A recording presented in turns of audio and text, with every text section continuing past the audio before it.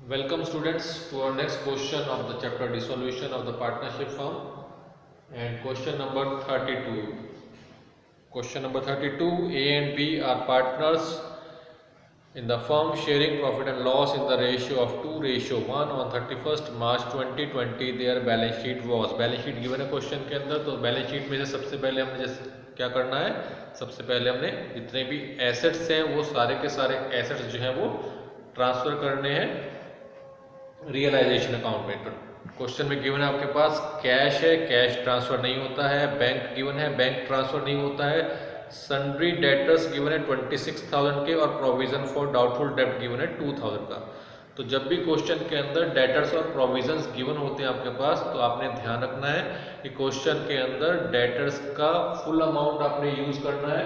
तो 26,000 को ही ट्रांसफर करेंगे हम डेटर्स में यहाँ पे, और इसका जो प्रोविजन है 2000 का उसको हम लायबिलिटी साइड में शो करेंगे बाय प्रोविजन फॉर डाउटफुल डेब्ट 2000। कभी भी आपने इसको 24,000 यहाँ पे नहीं यूज करना है, आपने जो फुल वैल्यू है डेटर्स की उसको एसेट्स में शो करना है और जो प्रोविजन है उसको आपने लायबिलिटी में शो करना है। उसके बाद इन्वेस्टमेंट्स गिवन है 40,000 रुपीज के, स्टॉक गिवन है क्वेश्चन में 10,000 रुपीज का, फर्नीचर गिवन है क्वेश्चन के अंदर आपके पास 10,000 रुपीज का, बिल्डिंग गिवन है क्वेश्चन के अंदर आपके पास 60,000 रुपीज की, और बी कैपिटल, इस बार बी कैपिटल नेगेटिव में है और एसेट साइड में शो कर रखी है, तो इसको भी आपने एसेट्स में शो नहीं करना है या ट्रांसफर नहीं करना है रियलाइजेशन अकाउंट के अंदर।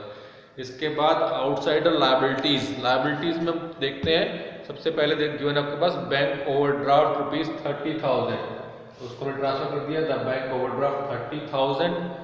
इसके बाद जर्नल रिजर्व गिवन है, जर्नल रिजर्व हमारा जो है वो डिस्ट्रीब्यूट होता है पार्टनर्स के बीच में। नेक्स्ट आपके पास दे रखा है investment fluctuation reserve, investment fluctuation reserve को भी आपको यहाँ पे लायबिलिटी साइड की तरफ ट्रांसफर करना है। ठीक है, जितने भी एसेट से रिलेटेड रिजर्व्स हैं वो सारे के सारे रिजर्व्स जो हैं वो ट्रांसफर कर दिए जाएंगे, चाहे वो मशीन रिप्लेसमेंट रिजर्व हो चाहे इन्वेस्टमेंट फ्लक्चुएशन रिजर्व हो, ये सारे के सारे यहाँ पे ट्रांसफर किए जाएंगे। और ध्यान रखना है कि इनकी पेमेंट्स नहीं होंगी, ये रिजर्व्स हैं हमारे। ठीक है, तो इसके बाद क्वेश्चन में आपके पास एडिशनल इन्फॉर्मेशन गिवन है, उसके बाद सॉरी लोन बाय ए भी गिवन है, पार्टनर्स लोन है, पार्टनर्स लोन ट्रांसफर नहीं किया जाता है, और कैपिटल गिवन है एक ही कैपिटल नहीं आती है रिलेशन के अंदर। तो आपने एसेट्स ट्रांसफर कर दिए और आपने लायबिलिटी ट्रांसफर कर दी। इसके बाद क्वेश्चन में आपके पास गिवन है on that date the partner decided to dissolve the firm, A took investment at an agreed value of 35,000। A ने इन्वेस्टमेंट परचेज कर लिए 35,000 के, तो इसको आपने लिख दिया बाय ए, ब्रैकेट में मैंने इन्वेस्टमेंट शो कर दिया यहाँ पे 35,000 रुपीज। इसके बाद sundry debtors full amount, sundry debtors को बेच के आपको पूरा का पूरा अमाउंट रियलाइज हो रहा है। ठीक है, यानी कि 26,000 रुपीज आपको सन्ड्री एसेट्स को बेच के मिल रहे हैं। इसके अलावा मेंशन कर रखा है stock at 15% less, stock given था आपके पास 10,000 रुपीज का और इसका 15% लेस करके आता है 8,500 रुपीज। ऐसे ही आपके पास नेक्स्ट एंट्री दे रखी है फर्नीचर 20% लेस, फर्नीचर भी 10,000 का गिवन है, इसका 20% लेस कर देंगे तो आएगा आपके पास 8,000 रुपीज। और इसके बाद मेंशन कर रखा है building was sold at 1 lakh rupees, और 1 लाख रुपीज की आपने बिल्डिंग सोल्ड कर दी है। तो इन सबको ऐड करके आपके पास टोटल आता है 1,42,500 रुपीज। तो मैंने लिख दिया पे बाय बैंक, ब्रैकेट में सबके नाम लिख दिए, डेटर, स्टॉक, फर्नीचर, बिल्डिंग, इन सब का टोटल अमाउंट आ रहा है 1,42,500 रुपीज। इसके बाद मेंशन कर दिया compensation to employees paid by the firm was 10,000।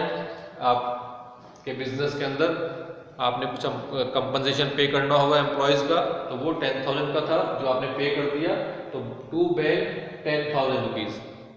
इसके अलावा the liability was not provided in the above balance sheet, इसके अलावा कुछ और मेंशन नहीं कर रखा है आपको, और क्वेश्चन में पूछ लिया गया है you are required to prepare revaluation account, sorry realisation account, partners capital account and bank account. तो यहाँ पे फिर हमने कहा कि अभी तक आपको बैंक ओवरड्राफ्ट हमारी एक्सटर्नल लायबिलिटी थी, इसकी पेमेंट के बारे में क्वेश्चन में नहीं कहा गया है, तो इसमें भी हम शराफत की एंट्री करेंगे, शराफत से इसकी हम पेमेंट कर देंगे। तो टू बैंक ओवरड्राफ्ट 30,000 की हमने पेमेंट कर दी। इसको फिर हम बैलेंस करेंगे, बैलेंस करने के बाद आपके पास गेन आता है तो 43,500 रुपीज का, और इसको आपने in the ratio of 2:1 distribute कर दिया, 29,000 और 14,500। इसके बाद बनता है हमारे पास capital account, partners capital account particular A B. इस क्वेश्चन के अंदर आपके पास पार्टनर्स की कैपिटल, एक की कैपिटल एसेट्स में गिवन है, एक की कैपिटल लायबिलिटी में गिवन है। तो जिसकी कैपिटल लायबिलिटी में गिवन है उसके लिए तो बाय बैलेंस ब्रॉट डाउन, तो ए की कैपिटल लायबिलिटी में गिवन है 50,000 रुपीज, और बी की कैपिटल एसेट्स में गिवन है तो to balance brought down rupees 30,000 rupees.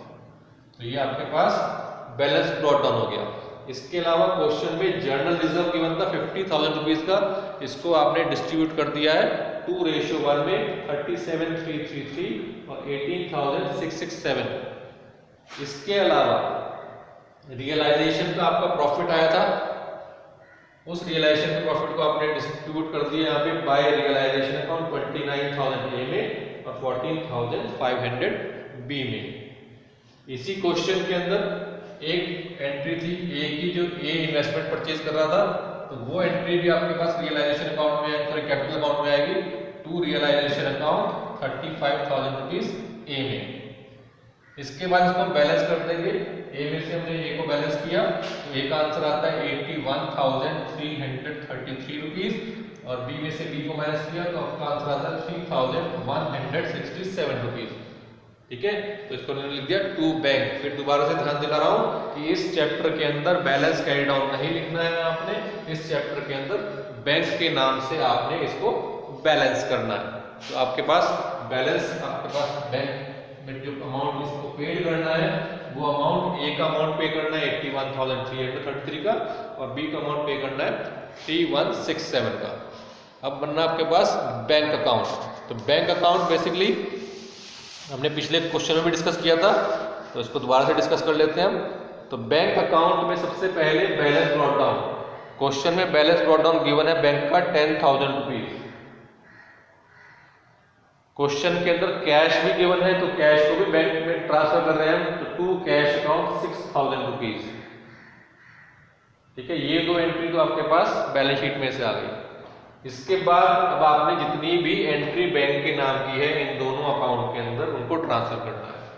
तो इस रियलाइजेशन अकाउंट के अंदर दो एंट्री थी बैंक के नाम से, एक तो एंट्री थी आपके पास 10,000 की और एक एंट्री थी 30,000 रुपीज की। इसको आपने ट्रांसफर कर दिया बाय रियलाइजेशन अकाउंट 10,000 और बाय रियलाइजेशन अकाउंट 30,000। ऐसे ही रियलाइजेशन अकाउंट के अंदर ये एंट्री भी आपके पास है बैंक के नाम से, बाय बैंक 1,42,500 रुपीज। इसको आपने टू में ट्रांसफर कर दिया, टू रियलाइजेशन अकाउंट 1,42,500 रुपीज। इसके बाद आते हैं पार्टनर्स कैपिटल अकाउंट के अंदर, क्योंकि रियलाइजेशन की सारी बैंक की एंट्री हमने ट्रांसफर कर दी। तो अब पार्टनर्स कैपिटल अकाउंट के अंदर बैंक की एंट्री पड़ी है आपके पास बैलेंसिंग एंट्री।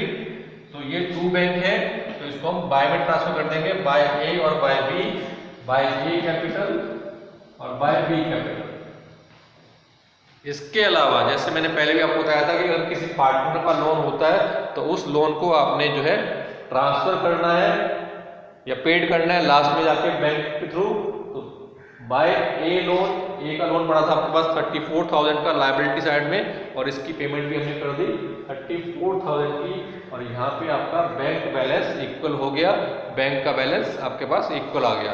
तो यहाँ पे ये क्वेश्चन आपका कंप्लीट हो जाता है, जिसमें कि हमने रियलाइजेशन अकाउंट, कैपिटल अकाउंट और बैंक अकाउंट बनाना सीख लिया।